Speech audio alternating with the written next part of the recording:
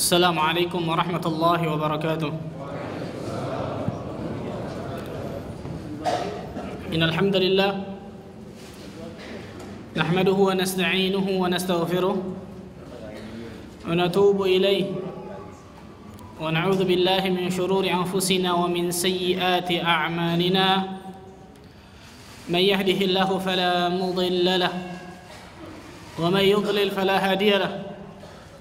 أشهد أن لا إله إلا الله وحده لا شريك له وأشهد أن محمدا عبده ورسوله وصفيه من خلقه بلغ الرسالة وأدى الأمانة ونصح الأمة وجاهد في الله حق جهاده حتى تركنا على البيضاء ليلها كنهارها لا يزيغ عنها إلا هالك. صلى الله عليه وعلى آله وصحبه وسلم تسليما كثيرا. قال الله عز وجل في كتابه الكريم: يا أيها الذين آمنوا اتقوا الله حق تقاته ولا تموتن إلا وأنتم مسلمون. أما بعد. إخواني وأخواتي في الدين rahimani wa rahimakumullah. Ikhwan dan akhwat sekalian yang mudah-mudahan Allah Azza wa Jalla berkahi kehidupannya. Alhamdulillah, kita bersyukur kepada Allah Azza wa Jalla. Kalimat yang senantiasa harus kita lantunkan kepada Allah yaitu kalimat thayyibah. Selalu ucapan bersyukur kepadanya.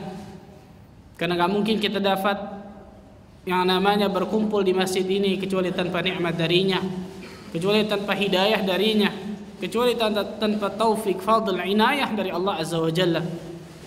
Karenanya jangan pernah berhenti yang namanya lisan ini selalu basah dari yang namanya memuji Allah, mengucapkan kalimat thayyibah, mengucapkan kalimat-kalimat yang baik. Dan selalu yang namanya la yazalu lisanuka ratban bi dzikrillah. Maka jadikan senantiasa lisanmu, kata Rasulullah, untuk senantiasa basah dari berzikir kepada Allah. Karena itu di antara konsekuensi seseorang yang mengatakan dirinya bersyukur kepada Allah. Kalau ingin dirinya disebut orang-orang yang bersyukur kepada Allah, maka dirinya tidak lain tidak bukan harus yang namanya selalu bersyukur dan memuja dan memuji Allah, beribadah kepadanya. Karena memang kita diciptakan untuk beribadah kepada Allah Jalla wa'ala. Salat dan salam semoga tercurah kepada Rasulullah sallallahu alaihi wasallam, Nabi akhir zaman, Nabi yang telah membawa kita dari zaman kejahiliahan, dari zaman kebodohan, dari zaman keterasingan akan ilmu menuju zaman yang terang benderang akan ilmu syar'i, itu zaman as-sunnah. Ikhwani fi din, a'azakumullah, melanjutkan kajian kita tentang Kutaib al-usul ats-tsalatsah wa adillatuha, tentang 3 landasan utama dan juga dalil-dalilnya. Kemarin telah kita bahas tentang apa? Tafsir mawdu'i, tafsir muyassar dari yang namanya surah apa? Al-'Asr. Sebelum melanjutkan, kita mau review sedikit. Kemarin telah Anda bahas tentang yang namanya sedikit dari tafsir surah Al-'Asr secara ringkas. Allah Azza wa Jalla berfirman di situ, innal insana lafi khusrin. Sesungguhnya yang namanya manusia benar-benar berada dalam kerugian. Kemarin telah Anda bahas bahwa yang namanya seorang pedagang ketika ingin memulai dagangannya, maka pertama yang paling mereka cari apa? Nah, ini benar jawabannya. Kemarin Masya Allah. Ini benar. Yang paling pertama cari apa? Modal. Tapi yang paling pertama difikirkan apa? Keuntungan, baru benar. Yang paling pertama dipikirkan pasti untung, tapi yang pertama kali dicari adalah modal. Pertanyaannya, apa modal setiap manusia? Apa modal setiap manusia? Pertanyaannya benar, jawabannya benar, tapi bukan itu yang dapat hadiah. Yang dapat hadiah adalah apa dalilnya? Bahwa yang namanya umur, usia kita itu menjadi modal yang sangat berharga bagi setiap muslim dan muslimah, bahkan orang-orang kafir sekaligus. Apa dalilnya? Nih hadiahnya nih. Yang kemarin nyatat, gak apa-apa, buka catatannya. Emang itu yang diinginkan? Buka catatannya, gak apa-apa. Yang kemarin nyatat, buka catatannya.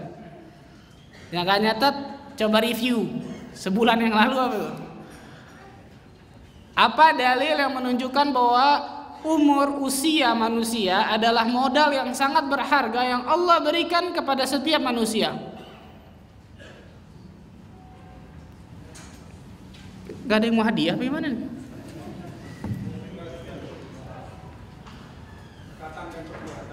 Lah, dalilnya apa? Quran surat apa? Oh, kanal asr, modal anak katakan kemarin. Fatir, mumtaz Bapak. Mumtaz, ini Masya Allah nih. Walaupun yang namanya senior tapi nyatet Masya Allah. Yang muda-muda malu nih Masya Allah yang lain. Fadal Pak. Afan. Barakallahu fiik. Afan. Fatir surat ke-35 ayat ke-37. Allah berfirman, "Wa hum yastarikhuna fiha rabbana akhrijna na'mal salihan ghairal ladzi kunna na'mal. Awalam nu'ammirkum ma yatadzakkaru fihi man tadzakkar." Bukankah kami telah memanjangkan umur kalian, kata Allah, untuk mengambil pelajaran bagi orang-orang yang mengambil pelajaran. Itu modal yang sangat berharga bagi setiap manusia, baik muslim atau kafir. Usia, umur seseorang. Kemudian pertanyaan kedua, kuis kedua. Kemarin Anda katakan setiap setiap pedagang dapat modalnya, kemudian memutar modalnya. Ada 3 jenis pedagang. Yang pertama apa? Yang pertama apa? Ketika dapat modalnya, dia mengalami apa? Kerugian yang ngantuk. Kerugian yang total, full. Siapa mereka? Orang-orang kafir. Apa dalilnya? Anda tanya dalil semua, biarin. Ketahuan, jadi yang nyatet ketahuan. Atau Anda tunjuk nih. Kayaknya muka-muka yang Anda kenal hilang semua depan Anda nih. Takut ditunjuk, kelihatan Masya Allah nih. Apa pada nunduk kelihatan. Dalil yang menunjukkan bahwa orang-orang kafir adalah kerugiannya bersifat total, full, luar biasa. Imran surat bilang? Surat ayat Mumtaz, ahsantum. Ali Imran ayat ke 85. Wa may yabtaghi ghairal islami dinan falan yuqbala minhu wa huwa fil akhirati minal khasirin. Barang siapa yang mencari agama selain Islam, maka dia termasuk golongan orang-orang yang merugi, enggak akan diterima agamanya, dan dia termasuk orang-orang yang merugi. Kerugian di sini bersifat full, total, luar biasa. Orang-orang kafir akan rela nanti di yaumul qiyamah menebus dengan yang namanya emas sepenuh bumi, kata Allah. Ataupun yang namanya 2 dunia, bukan cuma 1 dunia, 2 dunia, wa mithlahu ma'ahu. Allah katakan dalam surat Al-A'raf atau Al-Maidah. Pertanyaan ketiga, kuis ketiga terakhir. Tadi kerugian yang bersifat full, total. Kemudian yang kedua sifatnya apa? Sebagian, parsial. Siapa mereka? Siapa mereka? Orang-orang muslim yang gak pintar memutar modalnya, yaitu yang tidak menjalankan keempat kriteria dari yang namanya suratul Asr, surat yang terakhir, ayat yang terakhir. Apa dalilnya?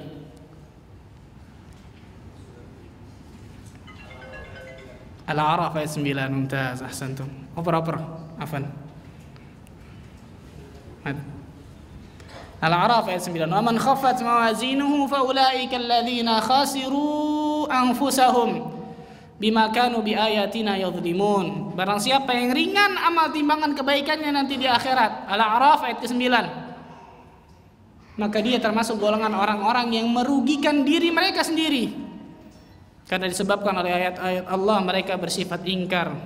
Mereka menzalimi ayat-ayat Allah. Itu dari yang namanya kemarin kita bahas, dari singkat yang kemarin kita bahas. Ikhwani wa akhwati fid din rahimakumullah, lihat kitabnya, lihat kutipnya di yang belakangnya yang bahasa Arabnya. Al-usul al-thalathatu wa adillatuha li Syekh al-Islam Muhammad bin Abdul Wahhab. I'lam rahimakallah annahu yajibu alaina ta'allumu 4 masailah. Al-ula al-ilmu wa huwa ma'rifatullah wa ma'rifatu nabiyhi wa ma'rifatu dinil islami bil adillah. Kemarin telah kita bahas nama masalah perkataan alam rahimakallah dan lain sebagainya. Kemudian Asy-Syaikh Muallif berkata, ketemu? Belakangnya. Yang bahasa Indonesianya di depan, yang belakang bahasa Arab. Ketemu? Baik. Asy-Syaikh mengatakan, ketahuilah wahai mudah-mudahan Allah Azza wa Jalla merahmati dirimu, sesungguhnya kewajiban bagi setiap dari kita mempelajari dari 4 masalah. Yang pertama yaitu al-ilmu. Ilmu apa itu? Yaitu mengenal Allah, mengenal nabinya, dan mengenal Islam, agama Islam dengan dalil. Dengan dalil ini maksudnya masuk ketiga tadi itu, mengenal Allah dengan dalil, mengenal nabinya dengan dalil, mengenal agama Islam juga dengan dalil.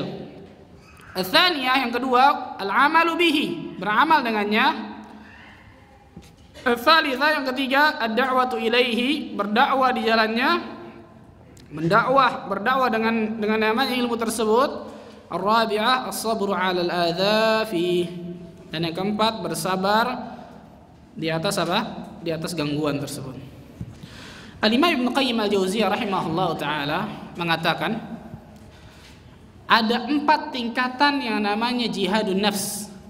Ada 4 tingkatan yang namanya jihadun nafs, jihad melawan hawa nafsu seseorang, perjuangan melawan hawa nafsu seseorang. Ada 4 tingkatannya kata beliau, ada 4 martabahnya. Nggak ada di situ, silakan catat kalau mau. Yang pertama, an yujahidaha ala ta'allumil huda wa dinil haq.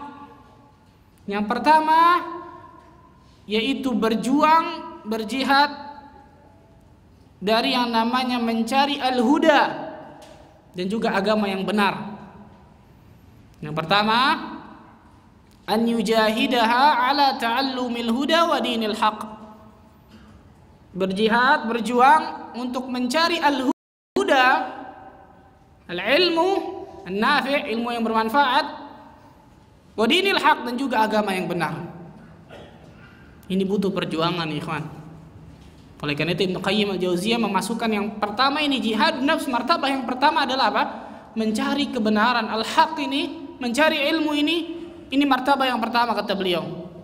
Lihat bagaimana Rasulullah SAW ketika beliau mendapatkan wahyu, mendapatkan ilmu dari Allah, sampai menggigil terkadang, sampai terjatuh terkadang dari ontanya, bahkan sampai yang namanya ontanya apa? Dari berjalan sampai duduk, saking beratnya yang namanya mendapatkan al-haq, mendapatkan wahyu tersebut.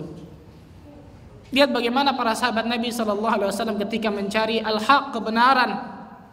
Salman Al-Farisi, Salman Al-Khair, termasuk para sahabat Nabi SAW yang umurnya panjang, Masya Allah, berjalan dari Persia, bayangkan ikhwan, mencari kebenaran agar beriman kepada Rasulullah SAW, jalan untuk mencari kebenaran. Lihat bagaimana Abu Dzar Al-Ghifari dari suku Ghifar, suku yang terkenal, suku tersebut terkenal apa? Perampok, Masya Allah. Beliau datang ke Mekah sampai yang namanya disebutkan dalam riwayat 1 bulan hanya kerjanya yang namanya minum dari air Zam-Zam, gak makan apa-apa. Masya Allah. Mencari kebenaran, mencari ilmu yang bermanfaat, mendapatkan al-haq itu sendiri butuh perjuangan, ikhwan. Bukan yang namanya akan didapat dengan gampang. Yahya bin Abi Katsir mengatakan, la yustata'ul ilm birahatil jasad. Gak akan pernah ilmu didapatkan dengan jasad yang rahah, dengan yang namanya tubuh yang santai, yang tenang. Enggak. Lihat bagaimana para ulama terdahulu ketika mereka mencari ilmu, mencari kebenaran al-haq. Masya Allah. Bahkan diriwayatkan dari Imam Ahmad bin Hanbal rahimahullah ta'ala, sampai-sampai mengelilingi dunia ini yang namanya 2 kali, kata beliau. Lihat bagaimana Imam Syafi'i rahimahullah ta'ala jalan dari yang namanya satu tempat ke tempat lain, dari Mekah ke Madinah untuk belajar kepada Imam Malik, kemudian ke Baghdad, kemudian ke Mesir. Masya Allah, ingin mencari apa? Ilmu, mencari al-haq, kebenaran. Karena itu ikhwani fiddin azakumullah, sangat naif seseorang yang ketika mencari ilmu tersebut tapi tidak mau bersusah payah, tidak mau yang namanya berjuang mengeluarkan apa yang dia punya. An yujahidaha, kata Ibnu Qayyim, yujahid badlun nafsi wa taqah, mengeluarkan semua yang dia punya dari yang namanya apa? Dari yang namanya supaya mendapatkan ilmu yang bermanfaat tersebut, kebenaran. Oleh karena itu ikhwani fiddin azakumullah, penuntut ilmu akhir zaman, masya Allah, nikmati kan. Tinggal buka internet selesai. Penuntut ilmu akhir zaman, fitnah terkadang, masya Allah. Wah, jauh di kajiannya, ntar aja deh. Jauh Pak Ustadz, hujan lagi, masya Allah. Nggak ada apa-apanya gitu ya ikhwani dengan yang namanya para ulama terdahulu ketika mereka mencari al-haq, kebenaran, mereka mencari ilmu benar-benar, Allahu akbar. Karena mereka benar-benar meyakini hadis Rasul sallallahu alaihi wasallam yang mengatakan apa? Man salaka tariqan yaltamisu fihi ilman, sahalallahu lahu bihi tariqan ilal jannah. Barang siapa yang berjalan menuntut ilmu, satu jalan untuk dia cari ilmu nih, yaltamis. Yaltamis itu mengerahkan yang namanya yang dia punya untuk mencari ilmu agama, ilmu dini, ikhwan. Maka Allah Azza wa Jalla akan mudahkan jalannya ke surga. Allahu akbar. Karena itu ikhwani fiddin azakumullah, Al-Imam Ibnul Jauzi rahimahullah taala mengatakan apa? Al-ilmu wal amal tau'aman. Ilmu dan amalan itu seperti yang namanya bayi kembar, saudara kembar. Ummuhuma uluwul himmah. Ibu dari saudara kembar tersebut, ibu dari bayi kembar tersebut adalah semangat yang membara, yang tinggi. Tak bisa seseorang mendapatkan yang namanya al-haq, kebenaran dengan apa? Dengan berletoy-letoy, tenang-tenang, santai gitu. Gak bisa. Gak akan pernah didapat yang namanya ilmu kecuali dengan apa? Dengan perjuangan, ikhwan. Karena itu ikhwan fiddin azakumullah, menjadi kewajiban bagi setiap muslim dan muslimah untuk mencari yang namanya ilmu agama ini. Kalau seseorang mencari ilmu dunia saja, masya Allah luar biasa, dari pagi sampai pagi lagi mungkin dia ketemu, menghabiskan seluruh yang namanya biaya. Ada cerita satu ustadz lucu luar biasa. Ada satu orang datang ke salah satu ustadz, ingin mendapatkan yang namanya kompensasi dari yang namanya biaya di pesantren tersebut. Ustadz tersebut ngelihat ini orang datangnya pakai mobil. Maka yang namanya pesantren itu kan biasa kan mengecek benar nggak ini butuh akan apa? Akan biaya, akan namanya diringankan gitu, kayak kasih kompensasi. Maka ditanya kenapa Pak? Kok bisa seperti itu Pak? Padahal kalau nggak salah antum datang ke sini pakai mobil katanya. Oh begini jadi ceritanya Pak Ustaz. Anak baru habis-habisan benar-benar mensekolahkan kakak dari ini nih untuk masuk kuliah kedokteran. Ratusan juta. Masya Allah, ratusan juta nggak minta kompensasi. Pesantren masuk anak yang namanya adiknya minta apa? Keringanan, kompensasi. Ilmu agama, Allah akbar, subhanallah. Ingat lihat ikhwan fillah. Terkadang kita tidak adil, yang namanya tidak proporsional dengan yang menempatkan sesuatu, ikhwan. Ratusan juta dia masuk yang namanya mencari ilmu kedokteran, boleh silakan, nggak ada masalah. Tapi kenapa kok nggak adil gitu? Ketika yang namanya ingin mendapatkan ilmu din, ilmu agama, nyantren, minta kompensasi, minta keringanan. Subhanallahil azim. Akhir zaman, masya Allah. Oleh karena itu ikhwan fillah azakumullah, butuh yang namanya perjuangan, butuh yang namanya apa? Jihad dengan yang namanya untuk mencari ilmu kebenaran ini, butuh dengan yang namanya tersebut. Karena yang namanya ilmu ini akan didapatkan dari orang yang benar-benar mencarinya dengan sungguh-sungguh. Apa kata Imam Syafi'i dalam syairnya? Ya akhi lan tanalul ilma illa bisittatin. Wahai saudaraku, engkau tidak akan pernah bisa mendapatkan ilmu kecuali dengan yang namanya 6 hal. Sa'umbika an tafsilihi bibayan. Aku akan menjelaskannya dengan secara terperinci, kata beliau. Apa saja 6 hal tersebut? Zakaun yang pertama, kecerdasan, kepintaran, otak yang encer, masya Allah. Wajtihadun yang kedua, sungguh-sungguh. Wahirsun yang ketiga, semangat. Wabulghatun yang keempat, ada bekal.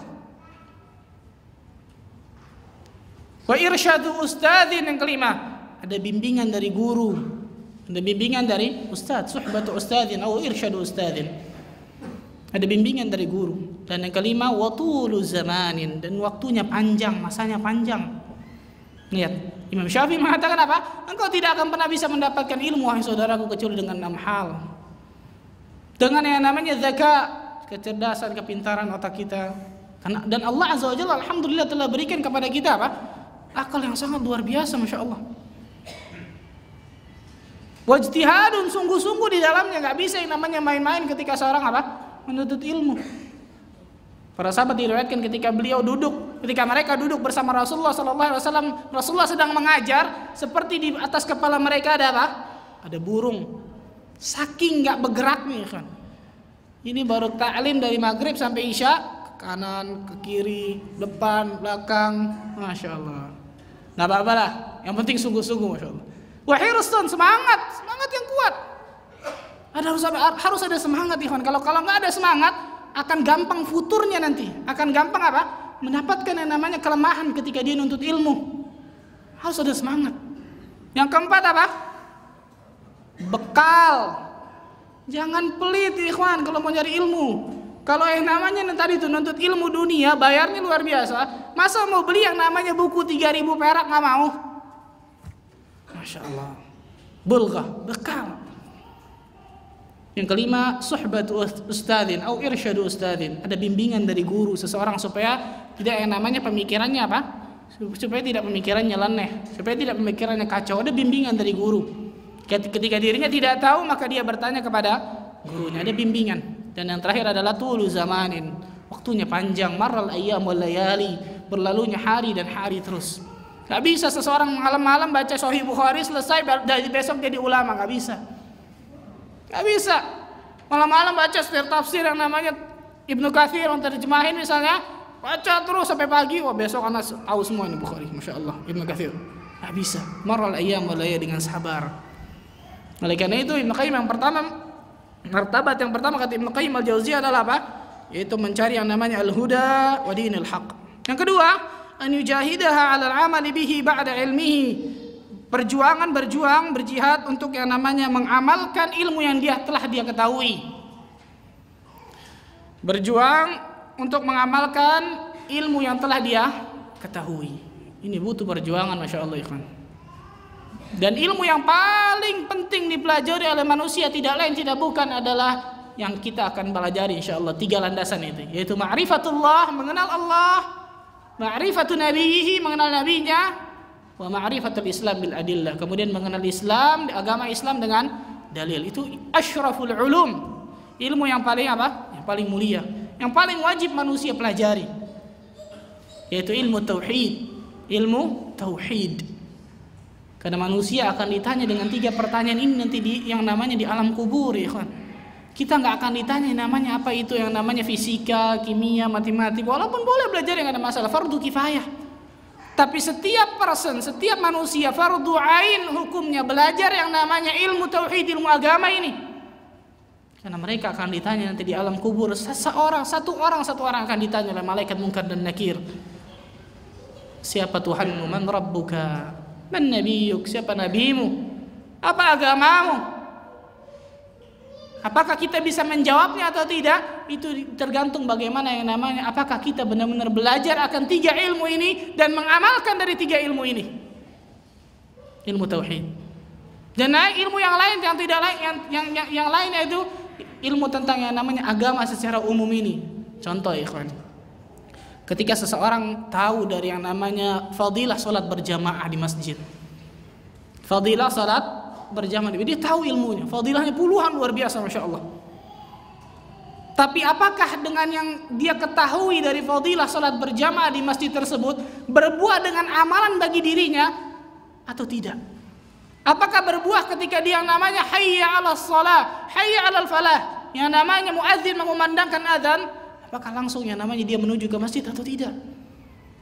Terlepas dari hukumnya yang namanya wajib atau sunnah muakkadah, terlepas dari itu semua, tapi kita lihat apakah Rasulullah SAW pernah meninggalkan salat berjamaah ini? Apakah para sahabat Nabi SAW pernah meninggalkan salat berjamaah ini? Atau yang lebih parah, menyepelekan yang namanya salat berjamaah ini? Lihat orang kita, kan? Lihat dari zaman sekarang, itu kan sunnah. Subhanallah.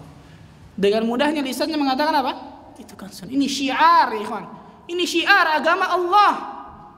Yang ketika seorang muslim dan ini khusus bagi laki-laki ya, yang ketika seseorang muslim benar-benar melaksanakan syiar ini, luar biasa, masya Allah.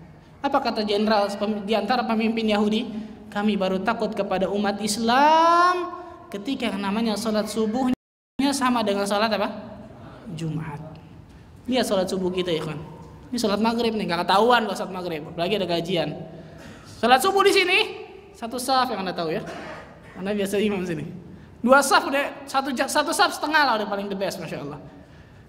Kan di sini jauh dari pemukiman. Kalau mungkin antum kelihatannya 10 saf, masya Allah. Tapi safnya 2 doang ke belakang mungkin.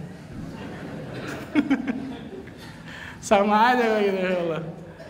Oleh karena itu, ini diantaranya salat berjamaah. Bagaimana dengan yang namanya zakat? Masya Allah. Kalau seseorang benar-benar tahu akan fadilah zakat itu sendiri, kemudian mengamalkan dari zakat itu sendiri, gak ada umat Islam yang miskin, insya Allah. Zakat dan ilmu-ilmu yang lain wajib kita ketahui dan kita amalkan dalam kehidupan kita, dan itu butuh dengan perjuangan, masya Allah. Butuh dengan apa? Butuh dengan perjuangan. Karena itu ikhwani fiddin azakumullah, yang namanya mengamalkan ilmu yang telah kita ketahui sama kayak tadi itu. Ya, Ibnu Jauzi katakan, ilmu dan amal seperti yang namanya bayi kembar. Butuh dengan semangat dari yang namanya memperjuangkan ilmu dan memperjuangkan amal tersebut. Karena tidak mungkin seseorang bisa mendapatkan al-huda, ilmu yang benar, ilmu yang dari Allah dan Rasulnya, dan juga amal yang saleh tanpa dari yang namanya semangat yang membara, masya Allah. Al-amal yang kedua, an yujahidaha 'alal 'amal bihi ba'da ilmihi. Dan yang namanya amal saleh yang telah kita ketahui, amal tersebut baru dikatakan saleh ketika memenuhi 2 kriteria, 2 syarat. Apa itu? Yang pertama ikhlas, yang kedua al-ittiba', mutaba'atul rasul. Yang pertama ikhlas lillahi ta'ala, hanya kepada Allah kita benar-benar beribadah. Ini syarat diterimanya amal, ikhwan. Dan yang kedua apa? Ittiba'ur rasul, mengikuti Rasulullah sallallahu alaihi wasallam. Ini baru amal tersebut dikatakan amal yang saleh. Kalau amal tersebut ikhlas tapi tidak mengikuti contoh Rasulullah SAW, maka pastikan amal tersebut bukan amal yang saleh. Atau sebaliknya, amal tersebut ada tuntunannya dari Rasulullah SAW tapi tidak ikhlas, riya dirinya, maka amal tersebut akan Allah akan Allah tolak, na'udzubillah. Allah Azza wa Jalla berfirman di dalam surah Al-Kahfi ayat terakhir, surat ke-18 ayat 110. فَمَنْ كَانَ يَرْجُو لِقَاءَ رَبِّهِ فَلْيَعْمَلْ عَمَلًا صَالِحًا وَلَا يُشْرِكْ بِعِبَادَةِ رَبِّهِ أَحَدًا. Barang siapa yang berharap berjumpa dengan Rabbnya, dengan Allah Azza wa Jalla nanti di yaumul qiyamah, maka kerjakanlah amal yang salih, amal yang sesuai tuntunan Rasulullah SAW maksudnya. وَلَا يُشْرِكْ بِعِبَادَةِ رَبِّهِ أَحَدًا. Dan janganlah kalian berbuat kesyirikan sedikit, menyekutukan Allah sedikit pun. Ikhlas ketika dia beramal. Ini yang kedua dari tingkatan jihadun nafs, kata Ibnu Qayyim. Yang ketiga, an yujahidaha 'ala ad-da'wati ilaihi wa ta'limihi man la ya'lamuhu. Hendaklah memperjuangkan dari berdakwah di jalan Allah dari apa ilmu yang telah kita ketahui, dari apa ilmu yang telah kita dapat. Allah Azza wa Jalla berfirman di dalam surat An-Nahl, surat ke-16 ayat 125, ud'u ila sabili rabbika bil hikmati wal mau'izatil hasanah wajadilhum billati hiya ahsan. Ud'u ila sabili rabbik, ajaklah kepada yang namanya jalan Tuhanmu, jalan Allah Azza wa Jalla, bil hikmah, dengan apa? Hikmah, dengan lemah lembut. Wal mau'izatil hasanah, dan juga dengan mau'izah hasanah, dengan nasihat yang baik. Wajadilhum billati hiya ahsan. Kemudian debatlah mereka dengan yang namanya ahsan. Allah katakan di situ apa? Ahsan. Ahsan ini dalam bahasa Arab namanya ismut tafdil, isim tafdil. Jadi ketika seseorang berdebat, bukan Allah katakan hasan, tapi ahsan, yang paling baik. Ketika seseorang berdebat atau berdiskusi, maka berdiskusilah dengan cara yang paling baik. Lihat bagaimana metode yang namanya ketika seseorang ingin berdakwah di jalan Allah Azza wa Jalla. Dan ini yang paling bisa dibilang lemah di kalangan kita, ya ikhwan, yaitu al-amru bil ma'ruf wan nahyi 'anil munkar. Yang paling lemah di kalangan kita, masya Allah. Oleh karena itu Allah Azza wa Jalla timpakan yang namanya dzalil, timpakan yang namanya kehinaan di tengah umat ini. Karena kita meninggalkan yang namanya perkara yang terpenting ini nih, al-amru bil ma'ruf wan nahyi 'anil munkar. Allah Azza wa Jalla berfirman dalam surat Ali Imran, surat ketiga ayat 110. Kuntum khaira ummatin ukhrijat linnas ta'muruna bil ma'ruf wa tanhauna 'anil munkar wa tu'minuna billah. Kalian adalah suatu umat yang dikeluarkan oleh Allah, yang ditampakkan ke muka bumi ini, yang terbaik kata Allah Azza wa Jalla. Khaira ummah. Apa cirinya? Apa sifatnya? Ta'muruna bil ma'ruf. Apa itu ta'muruna bil ma'ruf? Menyuruh kepada kebaikan, wa tanhauna 'anil munkar. Kemudian mencegah dari apa? Kemungkaran. Wa tu'minuna billah. Kemudian beriman kepada Allah. Lihat ya ikhwan fillah, azakumullah. Ini ummatur Rasul sallallahu alaihi wasallam. Ini ciri otentik yang namanya umat Muhammad sallallahu alaihi wasallam, yaitu ummatud da'wah. Umat apa? Umat dakwah. Ketika yang namanya umat Rasulullah sallallahu alaihi wasallam telah meninggalkan satu ciri ini, satu otentiknya ini, maka Allah Azza wa Jalla akan timpakan dengan yang namanya kehinaan di muka bumi ini. Dan benar, masya Allah. Tidak usah jauh-jauh ya kan. Lihat bagaimana seorang ayah, pemimpin kepala keluarga, bagaimana mendidik yang namanya anggota keluarganya di bawah kepemimpinannya. Allah mengatakan apa? Ya ayyuhalladzina amanu qu anfusakum wa ahlikum nar. Wahai orang-orang yang beriman, jagalah diri kalian dan keluarga kalian dari api neraka. Betapa banyak yang namanya seorang kepala keluarga yang tidak menjalankan ini nih, tidak menjalankan dakwah di tengah keluarganya itu sendiri. Tidak mengajarkan yang namanya anak dan istrinya membaca Al-Quran yang baik dan benar. Gak bisa Pak Ustaz, anak juga gak bisa. Inna lillahi wa inna ilaihi raji'un. Gak bisa yang namanya ketika anaknya misalnya tidur, anak sudah balik nih, tidur subuh hari. Ayahnya pergi ke masjid, anaknya diam aja di rumah, tidak diajak. Kesian, tadi malam ketiduran, malam tidurnya habis nonton bola. Inna lillahi. Ini apa ini? Ini meninggalkan yang namanya apa? Al-amru bil ma'ruf wan nahyi 'anil munkar. Oleh karena itu Allah Azza wa Jalla tidak berikan keberkahan dalam keluarga mereka. Malah sebaliknya, masya Allah. Ketika yang namanya apa? Setahun sekali kesian Pak Ustaz, kasih deh kue deh, happy birthday, la ilaha illallah. Lihat, ini realita yang kita lihat di tengah masyarakat kita loh, masya Allah. Realita yang kita lihat di tengah masyarakat kita, seorang pendidik yang harusnya benar-benar mendidik yang namanya anggota keluarganya di bawah naungan mereka, di bawah naungan dirinya, yang Allah Azza wa Jalla akan mintai pertanggungjawaban atas kepemimpinan dirinya dan keluarganya. Ketika yang namanya ada seorang laki-laki datang ke rumahnya, dia punya anak perempuan malam minggu, oh silakan jangan malam-malam pulangnya ya. La ilaha illallah Muhammad Rasulullah. Lihat bagaimana pendidikan yang berbeda luar biasa, ikhwan. Oleh karena itu jangan harapkan yang namanya ulama timbul dari yang seperti ini, pendidikan seperti ini. Ada satu kisah yang sangat luar biasa, menunjukkan pendidikan yang sangat luar biasa dari ayah dan ibu yang luar biasa, masya Allah. Cerita yang pertama, seorang anak SD yang ketika turun main istirahat, anak ini biasa masuk ke maktabah, ke perpustakaan. Biasanya kalau istirahat ngapain anak-anak kecil main kan? Anak ini beda nih sendiri, masuk ke perpustakaan dibaca sampai selesai bel masuk, dia masuk lagi kelas.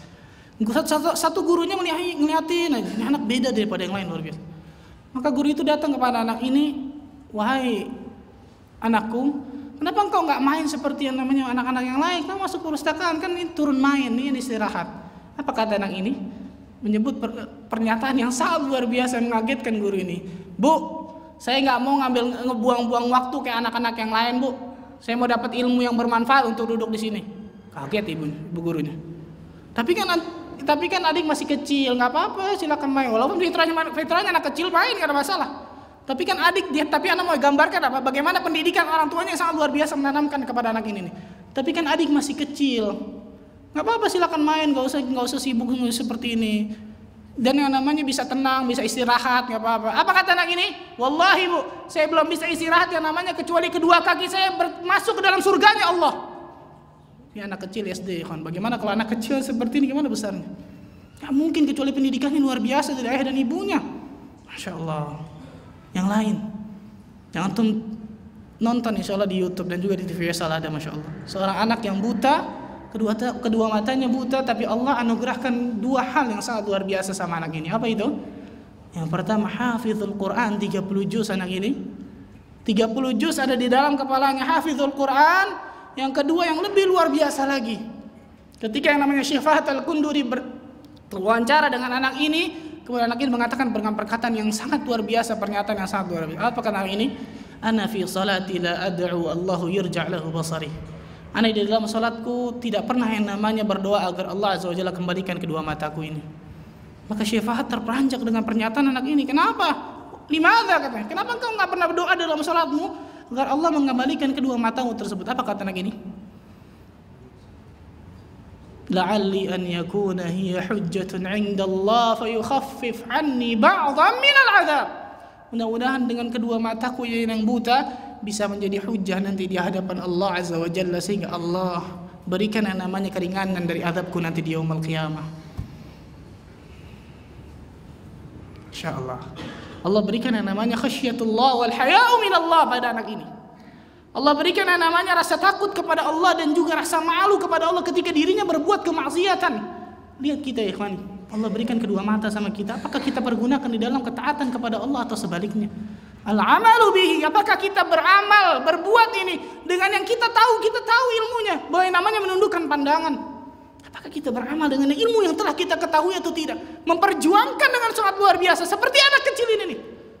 Punya rasa takut kepada Allah, punya rasa malu kepada Allah, sehingga dirinya Allah Azza wa Jalla berikan luar biasa. Dan ini gak mungkin kecuali namanya dari pendidikan apa? Pendidikan orang tuanya. Subhanallahiladzim. Kemudian selanjutnya dari yang ketiga, yaitu yang keempat, an yujahidah ala sabri ala masyaqid da'wa ila Allah. Berjuang untuk yang namanya sabar di jalan Allah dalam yang namanya di dalam dakwah ini.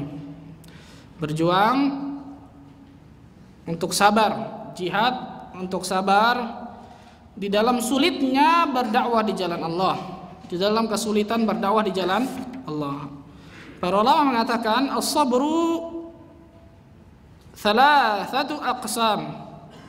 Sabar itu dibagi menjadi apa? 3. Yang pertama, sabru ala ta'atillah. Sabar di atas ketaatan kepada Allah. Yang kedua, sabru ala maharimillah.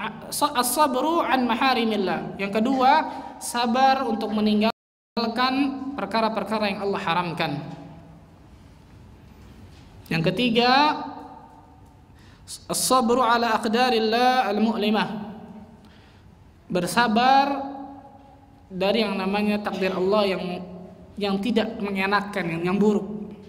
Bersabar atas segala takdir Allah, terutama yang tidak mengenakan bagi diri kita. Ini sabar dibagi 3 oleh para ulama. Yang pertama itu sabar di atas ketaatan kepada Allah. Yang kedua, sabar dari yang namanya meninggalkan kemaksiatan. Dan yang ketiga, sabar dari yang namanya segala takdir Allah. Wa dalil qauluhu ta'ala bismillahirrahmanirrahim. Dan dalil firman Allah Ta'ala yang kemarin kita bahas, yaitu surat Al-Asr, wal asri innal insana lafi khusrin illa alladziina amanu wa 'amilus salihati wa tawassaw bil haqqi wa tawassaw bis sabr. Qala Asy-Syafi'i rahimahullahu ta'ala, Imam Asy-Syafi'i berkata, "Law ma anzalallahu hujjatan 'ala khalqihi illa hadhihi surah lakafathum." Yang kemarin kita bahas nih. Kalau seandainya manusia kalau seandainya Allah Azza wa Jalla tidak menurunkan surah kecuali surah ini, tidak menurunkan Al-Quran kecuali yang namanya surah ini, maka cukup menjadi hujjah bagi yang namanya makhluknya. Cukup menjadi hujjah bagi yang namanya apa? Makhluknya. Ini mubalaghah Imam Syafi'i, berlebih-lebihan gitu. Tapi dibolehkan kata para ulama. Berlebih-lebihan di sini yang dibolehkan, ingin menunjukkan sebenarnya bahwa kandungan di dalam surat Al-Asr tersebut yang sangat apa? Yang sangat luar biasa. Qala Al-Bukhari rahimahullahu taala, Imam Bukhari berkata, babul ilmi qabla al-qawli wal amal. Bab, jadi ada satu bab di dalam kitab Sahih Bukhari yang namanya apa? Al-ilmu, babul ilmi qabla al-qawli wal amal. Bab berilmu sebelum berkata dan beramal. Wa dalil qauluhu ta'ala, dan dalilnya Allah Azza wa Jalla berfirman dalam surat Muhammad ayat ke-19, fa'lam annahu la ilaha illallah wastaghfir li dzambik. Fabada'a bil ilmi qabla al qawli wal amal. Imam Bukhari al-muallif mengatakan di situ, Imam Bukhari memulai dengan yang namanya ilmu terlebih dahulu sebelum berkata dan berbuat. Ada faedah yang ajib di sini, ikhwani. Syekh Al-Utsaimin mengatakan dalam mensyarah yang namanya Ushul Tsalatsa ini, Kata beliau, ta'ammalu ya ikhwani. Berfikirlah wahai yang namanya manusia. Berfikirlah wahai saudaraku. Renungkanlah wahai saudaraku. Anna Rasul sallallahu alaihi wasallam qad balagha ila manzilatil khullah. Sesungguhnya Rasulullah sallallahu alaihi wasallam telah mencapai yang namanya derajat khullah, derajat khalil. Khalilur Rahman, Khalilullah, kekasihnya Allah. Umira bit tauhid, diperintahkan oleh Allah azza wa jalla untuk apa? Berilmu akan tauhid, mengerjakan tauhid. Fa kaifa bina nahnu? Maka bagaimana dengan kita? Maka bagaimana dengan kita? Allah azza wa jalla berfirman di sini apa? Fa'lam, kata-katanya kalimat perintah di situ. Ketahuilah, berilmulah. Annahu la ilaha illallah, sesungguhnya tidak ada ilah yang berhak diibadahi dengan benar kecuali Allah. Wastaghfir li dzambik, kemudian apa? Minta ampunlah dari yang namanya dosa-dosamu. Ini al-qaul, yang kedua al-amal. Sebelumnya harus didahului dengan apa? Tadi itu fa'lam, ketahuilah, berilmulah. Berilmulah terlebih dahulu, kemudian baru perkataan tadi itu qaulu la ilaha illallah. Tidak Tuhan yang berhak diibadahi kecuali Allah. Kemudian amalnya apa? Istighfar. Amalnya adalah istighfar. Karena Allah berfirman di sini wastaghfir li dzambik.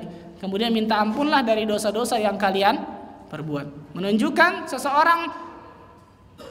ketika seseorang ingin mendapatkan yang namanya keberkahan dunia akhirat, maka dia harus landasi segala sesuatunya dengan ilmu sebelum dia berkata dan beramal.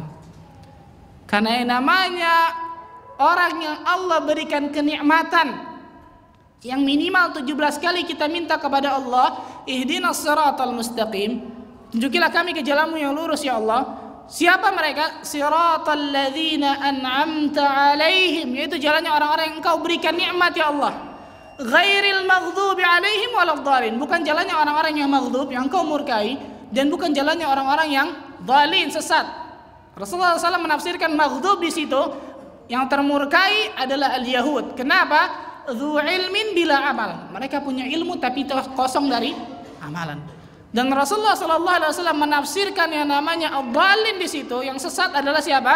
An-Nasara, karena mereka beramal tanpa ilmu. Maka tahulah kita orang-orang yang an'amta alaihim, orang-orang yang Allah berikan kenikmatan kepada mereka, orang-orang yang Allah berikan dua kekuatan.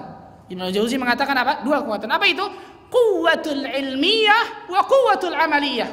Kekuatan ilmu dan kekuatan amal. Karena dengan itu seseorang akan mendapatkan kebahagiaan dunia dan juga akhirat. Wallahu ta'ala alam shawab. Kemudian sedikit ini bermanfaat bagi Tirana dan antum sekalian. Insyaallah taala kita lanjutkan di pertemuan yang berikutnya. Dan mudah-mudahan kita termasuk golongan hamba-hamba Allah yang bisa yang namanya menjalankan jihadun nafs, menjalankan yang namanya jihad, memperjuangkan yang namanya melawan hawa nafsu kita dari 4 ketingkatan tersebut, sehingga Allah wafatkan kita dalam keadaan husnul khatimah. Allahumma amin rabbal alamin. Kita tutup dengan kafir majlis. Subhanakallah bihamdika asyhadu an la ilaha illa anta astaghfiruka wa atubu ilaik. Wassalamualaikum warahmatullahi wabarakatuh.